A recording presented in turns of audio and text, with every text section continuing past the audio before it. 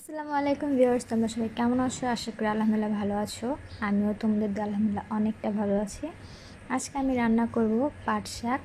আর এখানে দেখো আমি একটা কড়াইতে পেঁয়াজ রসুন আর একটু লবণ আর কাঁচামরিচ একসাথে তেলে ভেজে নিচ্ছি, দেখতেই পাচ্ছ।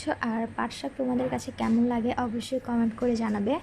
পাট শাক আমার কাছে কিন্তু ভীষণ পছন্দের।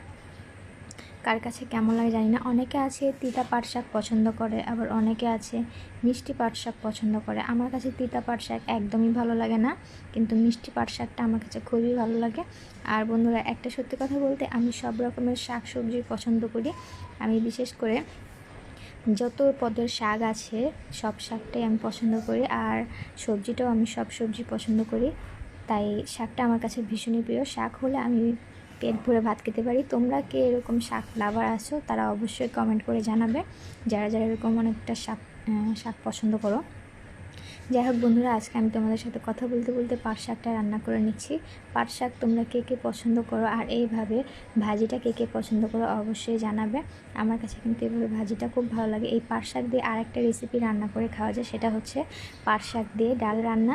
মসুর ডাল দিয়ে পাট শাক রান্নাটা কিন্তু ভীষণ মজার, তবে ভাজিটাও খুব মজাদারি। আজকে এই পর্যন্ত বন্ধুরা, ভালো থাকবে। আল্লাহ হাফেজ।